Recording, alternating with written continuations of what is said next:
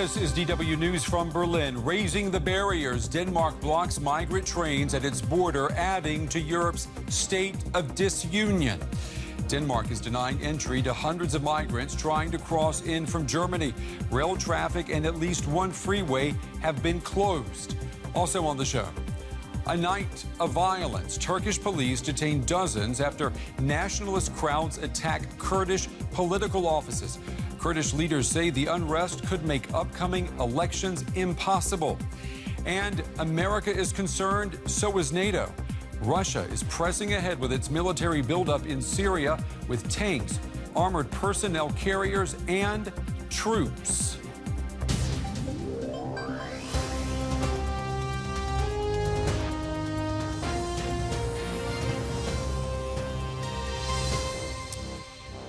Good evening, everyone. I'm Brent Goff. It's good to have you with us. It was a day that Europe wanted to show the world how far its door can open to migrants. Instead, we've been dealt a sobering lesson on how to erect barriers. The flashpoint, Germany's border with Denmark. Now, near the town of Rudby, as you see right here on that island, Danish police halted hundreds of migrants trying to cross the border by train.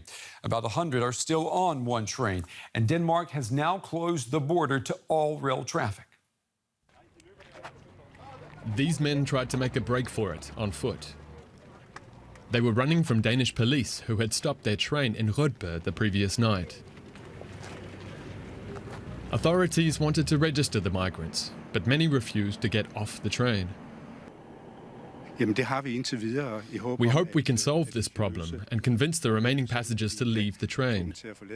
Then we can register them and let the officials do their job. Some migrants had agreed to go with authorities the night before. They were transported to reception centres in buses. But others stayed on board in the hope the train would continue north. Most of them hoped to make it to Sweden. Danish authorities have not only stopped the trains, they've also closed the border to pedestrians. But there were plenty of people walking along the Danish highways. Just across the German border, around 300 migrants left a Danish registration centre and started walking to Sweden. That country, they say, you want to take a printer our finger. Tell them why. I want to go into Sweden. I can't stay here because I got a family, you know. Highways were temporarily closed and trains from Germany cancelled in an attempt to stop the migrants from entering the country. When regular train services will begin again remains unclear. Well, while Denmark was busy closing its border, the president of the European Commission told the continent that now is the time to come together to welcome the flow of migrants from Syria. In his first State of the Union address, Jean-Claude Juncker reminded delegates that many of their fathers and grandfathers were once refugees too. Take a look. Have we really forgotten that after the devastation of the Second World War, 60 million people were refugees in Europe?